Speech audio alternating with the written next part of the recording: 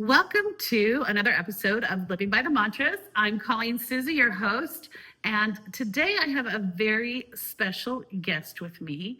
I have a young lady who years ago, a decade ago, lived under my roof as an exchange student. I have Carlotta Verdi, who is originally from Italy, and I'm going to let her tell her story to you before we dive into the episode. Thank you, Colleen. Yes. Thank you for your invitation. It's so exciting for me to be here and be part of your podcast. It's so exciting. So before I do, I'm going to talk to you. We are going into an episode today called Living in the Yet. Okay, growth mindset. And living in the yet is a part of the mantra, I can't, ... yet. And in my book, Living by the Mantras, Common Sense Wisdom for an Extraordinary Life, this mantra was born out of the fact that I just really wanted to see my own children and myself and my husband and then my students, I use this everywhere, not be limited by thinking they couldn't do something, that they were stuck where they were rather than growing and becoming something else. So in my household, if my kids came up to me and told me they couldn't, they got the stink eye from me, and they had to add the word yet at the end. I can't yet. And so today we're going to talk about growth mindset just a little bit, but we're going to start with Carly. Tell them what you do. What do you do for a living? Okay, I'm a reporter. I work between Italy and Sweden right now. I'm about to start a new job, a summer contract for the Swedish television, which is a dream for me because, I learned Swedish watching their news reports. Yeah. It feels unreal. So I'm super proud of this young lady because when she came to us as a 17-year-old, you were 17 when you came to live with us, she was trying to decide what she wanted to do with her life. I still, as I share often, don't know what I want to do when I grow up.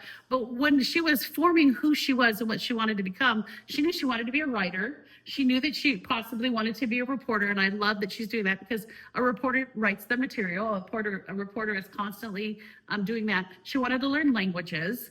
So how many languages do we speak now, ma'am? We speak Russian, Swedish, English, and Italian, of course. Oh, yeah. And then we were driving the other day and she broke into Spanish fluently when we had to ask a question. So she says she speaks four. I'm currently under the impression that it's probably way more than that. It's cheating. It's very similar to Italian. So I consider it. She calls it cheating, but nonetheless, I was duly impressed. I live in California. Forgive me, everyone. I speak my version of Spanglish, and I still can't speak it that fluently. And I've lived around it for a very long time. Took years of it. So she's a very impressive young woman, and she found her yet. And I'm going to tell you that I know that because I know she was struggling with what did that mean when she was 17 and lived with us before, and figuring out what she wanted to do. So it's very fun for me as an observer and her other mother to look at her and see where she's gone and what she's become and what she did to overcome her own obstacles, really.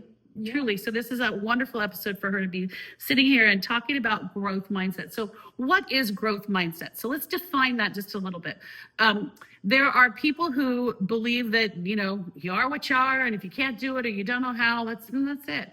Growth mindset is about believing that you can't yet, that maybe not right now, or I'm going to try, instead of always, never, and being real stagnant in your thinking. So when you have growth mindset, you're saying, I'm going to grow and improve. It's pretty basic. It's the words are define themselves, I think. So knowing that there are challenges that we're going to face, life is full of obstacles. Would you agree? I agree, absolutely. And yeah. We love obstacles. We love obstacles. Well, and that's where Carly and I have always bonded, because I'm an adventurer, and adventurers love obstacles. But some people love safety and they love comfort, and obstacles are scary. Would you agree? Do you have somebody in your life you can think of that's afraid of obstacles? Absolutely. Probably a number of people. I know I can think of quite a few. And it's hard because when you're working with somebody who's afraid of obstacles and you're trying to push them forward so they can become what they want to become, it takes a little creativity sometimes and lots of encouragement. Life is full of obstacles. We're going to talk about some. We chatted a little bit beforehand. I didn't just dump this on her, but because there's so much to think about. But share with me one time where you know that you made changes and you had to overcome some obstacles. You were sharing about the decision to change your educational path, and talk about that just a little bit. Yes, so that was back in high school in Italy. So when you choose your high school around like 13 years old, you choose like your address, and you're gonna do that for the whole time. It's not like here you pick classes. It's just gonna be like scientific school, languages, or like can be whatever. And I was into my second year of high school, halfway, and I was not happy at all. I was a late bloomer. I was the first child born in December, always a bit like younger than my classmates. I didn't have much self-confidence, I was a bit shy, but, I was in this random school that was not really for me. I was not happy. It was like really like So you needed to make a change. but I didn't know, like, honestly, where to start. It did come, like, I think it was, like, one of those signs that come and you have to, like, just take the train and, like, just jump on it and do it, yeah. And one day I just got into the school. It was, like, this school, the humanities school in Italy, where we study Latin and ancient Greek. We still do that. Not a lot of students do that. It's considered like a tough school, like, yeah, it's a real challenging. Study a lot, yeah. who were very good in school. I was not at all. Like, I was not. I was always a bit behind. But I get into the school and I sense like, okay, I feel good here. I need to do this. Yeah. And I told my mom was with me because we were going with my sister to like, see all the different schools. And her sister's younger than her, so you were searching for your sister's school. Who's 2 years younger than me. So I was in my second year of high school. She was about to choose her like high school path. And I'm like, Mom, I really want to I want to come here. I want to study here. And my mom was great because like most parents would have said, you're crazy. Like you can't start because it meant you would lose 2 years of your high school, right? 1 year of high school. 1 year, you'd have to start again. Plus, like, is she gonna make it? Because like it's considered like very tough. Like it's hardcore, like studying all the day. Right. This was like I'm gonna guess in the U.S. we'd consider it like an accelerated or like what are some of the terms in different parts of the United States? I know we call them different things like gifted or honors classes or AP kind of classes. It was the more challenging. I would say, okay, more focused on like studying and like say, and so like and Mom was like, well, she embraced it, which was great because like I got that in court. Yeah, her mom's awesome. So I mean, credits to her for sure. It was December. We went to talk to the director of the school, to the principal, and it's like, okay, you can do that. You have to, go back 1 year, and you have like to make up for all the Greek and Latin, and your classmates already did in the first part of the year. So everyone was like, when I went in the school after like the Christmas break, I thought over, everyone was like, oh, this girl is crazy. My classmates look at me like, oh my God, she's like, Well, because I mean, I'm gonna pause for a moment because I think teenagers are probably the same all over the world. They want to get out and get life going, right? Let's move on. Let's get to the university. Let's get to the job. Let's get to the whatever. And for you to say, I'm going to add a whole year to my education was a commitment. It was. Indeed. It was an obstacle for a lot of people, I'm sure. Yeah. But not for you. But I just felt, I think like gut feelings are always good to follow. And I felt that I was like, okay, this is like I feel good here. This is a good place for me to be. And I just put myself all the way into like studying and, getting all the stuff that they already done. And like, I remember the first like test that I did, I took like 1 out of 10. I got out 1 out of 10 because like it was Latin. It was the first week. I've never done it before. Okay. But the last one in May, I got like 9. I was like, I had the best grade in my class, in the whole class. So like, I did like overcome it, and I became even better than my classmates. Because it ended up like those subjects were really like something that I could like work with, like because you love them. Subjects. They were you, and that's just it. I love the story because I think so often people look at the work that lies ahead, even if it's that gut feeling. Mm-hmm. I'm all about intuition because I really do believe that we talked about the subconscious mind with on one of the episodes. If you didn't hear that one, go back and listen to it. I had Caden Connors with me that day, and we talked about having to listen to what our heart and mind is telling us. And I think it's so important, and because that's usually our calling, our the place, big or small. So you listened, and then you were overcoming things. Yes. And you know, the professor, before I started this, she told me and my mom, there's a chance she's not gonna make it, she's gonna fail. So you have to be ready for that possibility. Right. And I was aware of that, but I was like thinking like the positive part of like being focused and doing my own thing every day, being like persistent, and I succeeded in it. And it's, you know, I love it. and No, it I still love that really, story. this is something that really gave me a lot of confidence. I didn't have it. And it started like, it was like, you know, I was 15 years old. It's when you like start figuring out a bit like who you are, like, you know, Right. and it really gave me like, I don't know, it was a turning point for me. Like That's excellent. Somewhere to I love start that. from. Yeah, because I mean, I saw a young lady 2 years after that. Then, because then you took on another huge one. I think a lot of people would consider obstacle. You came to the United States for a year to go to school. Yes. And how much English did you know before you came? Not a lot. It was like survival skills. I could Probably probably like my say, Spanglish. Yeah, yeah. No, No, I mean, not a lot. seriously.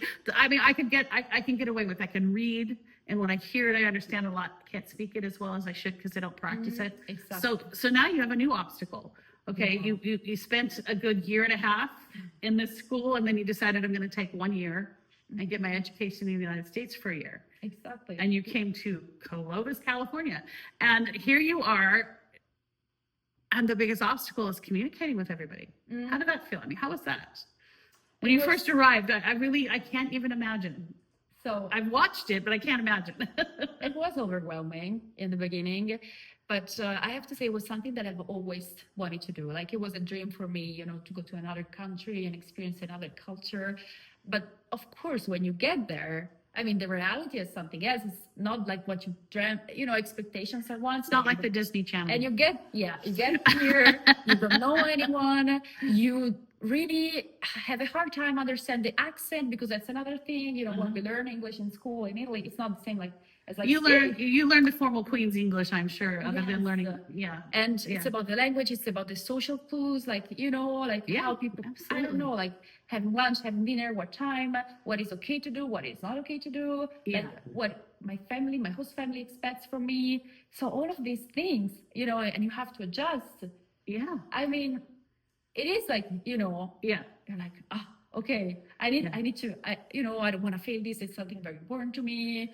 And then at the same time, you're just so tired about like, I would imagine all the time. The whole day. I would and, imagine. like, being like in a new environment. It takes a lot of energy, especially maybe on a teenager. You know, as teenagers. Well, sure. And I'm spoiled because I have to share. She came to the U.S. as an exchange student through Rotary International, which my own son went to Spain, and I'll talk about that as an overcoming obstacles for a year as an exchange student. And in our Rotary, you change families. So we didn't have her at the beginning of the year. I had a student at the beginning of the year once, but with Carly, I had her at the end of the year. So that's why I asked how much English she knew, because by the time she moved in with us for the last part of the year, she was excellent. Yeah. So I mean, so she had a chance to figure it out. So it wasn't as overwhelming by the time you got to us. The Souzas are overwhelming, but English was not overwhelming. So she didn't have to adjust language-wise, but that's huge because that unlocked, I think, for you overcoming a lot of other obstacles, because once you had Italian and you had studied some Greek and Latin, and then you were becoming fluent in English, that's led to fluent in Swedish, fluent in Russian, which I remember her telling me she wanted to learn Russian when she lived with us. And I thought, you know, for an English speaker, now I've taught English for years as a teacher, and English is really a conglomerate of so many different languages. You know, it has its Germanic roots, but, you know, we've adopted pieces of Latin into our language and all those different things into our, you know, if you give me a word, any word, and it is Greek, and I will give you its meaning. I mean, when I taught English, I taught my kids Greek and Latin word roots all the time. So we have a little bit of all of that. But when I think of Russian, I think it's so very different. It is, especially in the beginning. Yeah, well, and on top of it, they have the Cyrillic alphabet. So if you're not familiar, it doesn't even look like the same alphabet that you worked off of for Italian and for English. Yeah, absolutely. Yeah. Wow. And you overcame that obstacle. Yeah, but you know, languages are my thing. Yeah. Right? And it's like a way I express maybe, you know, this growth path, growing path. I think languages are a good example because you never stop learning, even your own language. Right. It's never done. And you know, and even when I went back to Italy after 1 year here, my Italian was terrible because, of course, I wanted to master my English. So I would avoid like speaking Italian at all costs. I got back the first 2 months, like speaking Italian would be like so hard at it. My muscles, my facial Right, muscles would hurt because like you use different muscles. You know, right now I've been back a couple of weeks here in the States, and I can feel like my accent is not back, of course. But Yeah. you know, so you struggle when you don't use a language every day. And that was it for Yeah. my own. Like, so that's a very good example, you know, learning a language, you know, I mean, perfection doesn't exist. We hate perfection. You know what? I'm gonna comment on that. Overcoming obstacles, you have to have that mindset. You have to have the mindset that perfection is not your goal. It's ugly. It's an ugly word because you're never going to be absolutely perfect at anything. And the minute that you think you've achieved perfection, there's a new level you need to go to. You know, Brian there's Michael Dell, the developer of the Dell computer. He has a quote that Brian, my husband, has on his wall. And that is, if you are the smartest person in the room, you need to find another room. Because the truth is, if you think you've gotten to that level of absolute perfection or that you know all, then you need to take a look around because there's people that know more, or there's another way to do it, another opportunity. Yeah, that's huge. It is. That's And a not huge being thing. afraid of like failure, of like doing something that might be considered like unconventional or like not successful, you know, Unconventional. don't That's my middle don't name. fear that. Like, Colleen Unconventional Souza. Well, you know, because I think that is super important, and I love that about you too, is that you can't be afraid of what other people are going to think, because if you live your life worried about that, we talked about that when we talked about be yourself. Go back and listen to those episodes because we talk about the fact that you have to be unique and you have to be who you are, and sometimes it's not what everybody else is, and it's not conventional. And that's beautiful. That's so important. You made me think of a story that I will share when I think of a time where overcoming obstacles, and I do write about it in the book. I don't know if it's in this chapter or another, because so many of these mantras the mantras are simply about values like right now that we're talking about overcoming obstacles, okay, not limiting ourselves. We've talked about being focused. We've talked about, so many different core common values, okay? Making good choices, having self-discipline. It's really super important when we look at these that we understand. My mind is spinning, I get going and I can't, I have to stop and think. But one of the stories I know I tell in one of the chapters is about my son, Tim, my oldest. He had a brain injury. He had spinal meningitis, which turned into brain encephalitis. So these are big words that I remember only because they were traumatic when we lived through them. I cannot remember most scientific terms, but I do know these two. And it was a swelling of the brain. And then we thought he was well, and he was a swimmer and a water polo player. And he hit his head on the side of the pool one day in a rainstorm. He just wasn't paying it. They were still doing their laps in the storm, and he had flippers on and didn't realize how fast he was going, didn't see the lane line flags, and whacked his head against the pool, which caused his brain to swell again. And we went through about a year and a half of a lot of challenge in his sophomore year of high school into his junior year of high school. And to make a very long story short, he struggled, and he'd always been an honors student. He'd always gotten straight A's. It hadn't even been an effort for him to do most things that he had to do. And then he had to take Spanish, he had to take a language. And he could not connect all the neurons in that swollen brain to do Spanish. And we were pulled aside by his Spanish teacher, who said there's just something not right in Tim, and he's never going to be able to learn a language. Meanwhile, my son wanted to be something international. That was his whole life ambition. He didn't know if he wanted to be a missionary, if he wanted to be an international, he wanted to work for the UN. He was looking at being an ambassador, all these different things. And now he was being told he'd never learn a language. Well, moved down the line, we said yet, and we were about overcoming obstacles. He became a Rotary International Exchange student. And of all places, because he was taking Spanish, That's the big language to take here in California. He was placed in Alicante, Spain for the year. He was, I mean, in his mind, he's like, I can learn a language, and if I live there, I'll learn the language. And he was thinking, will I learn German? Will I learn Italian? Will I learn Japanese? I mean, there's so many places in the world he could have gone. And they put him in Spain.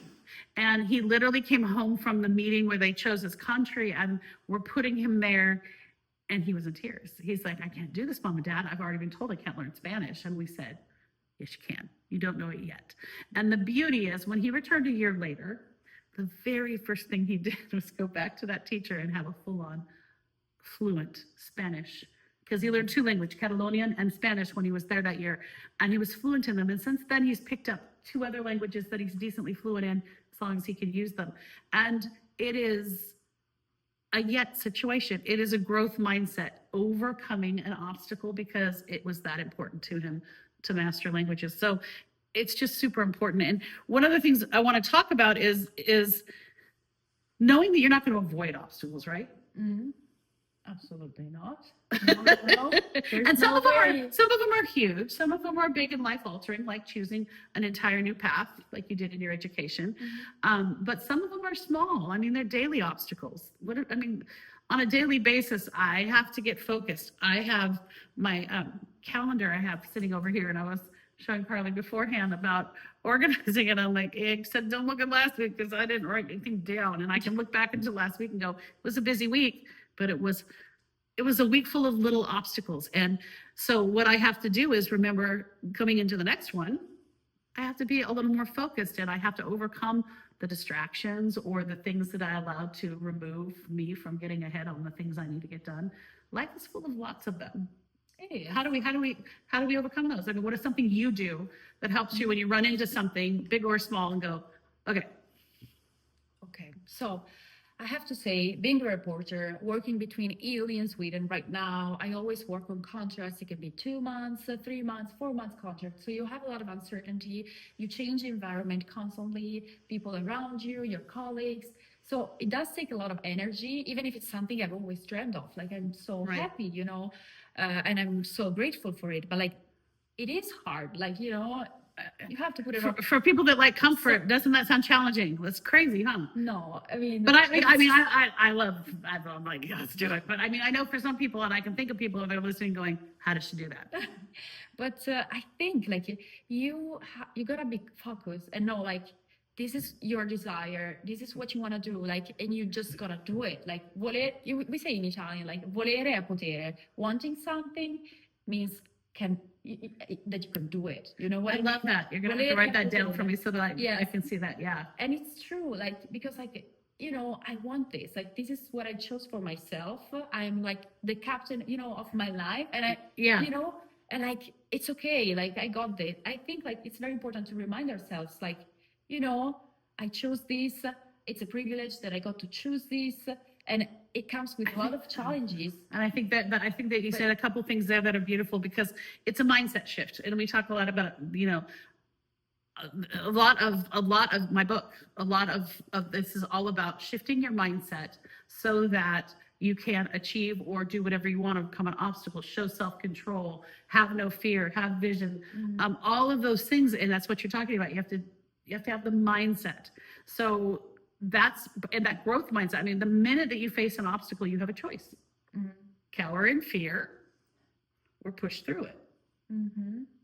And it can be anything. It can be you're going to miss your best friend's birthday party. You're going to miss your friends giving birth to.